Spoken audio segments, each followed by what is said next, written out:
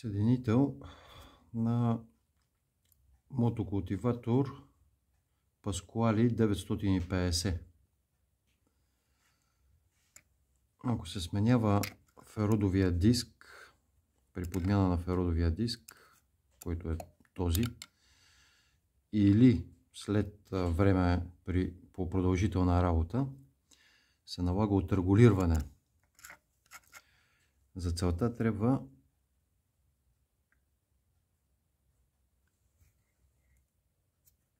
така да се вземе размера, който в случая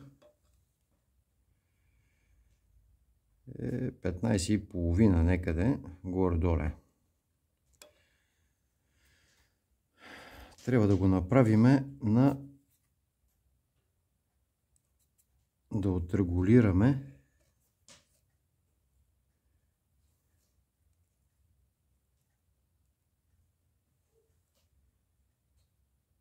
тук 19,5.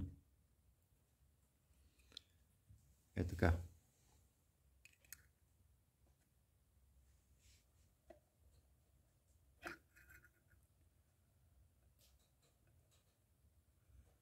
На 19,5 трябва да ни се получи тук.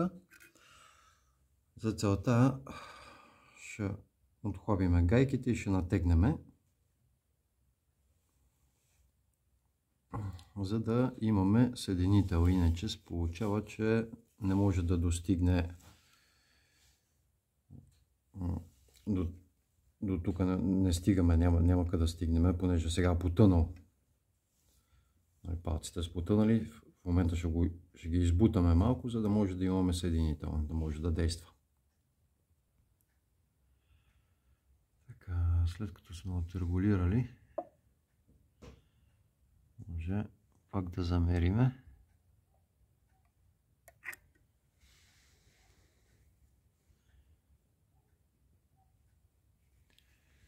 Ако е мръднала ръката, може би.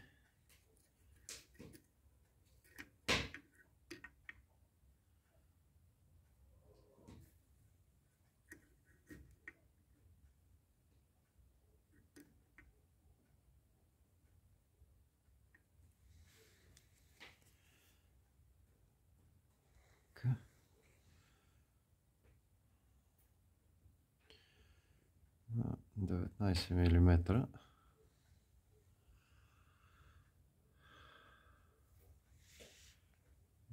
Тук. От главинката до шайбичката. Сега вече, след като сме прогонили пружините, прочистили всичко, на трите палеца ни показва 19, може да действа съединителя.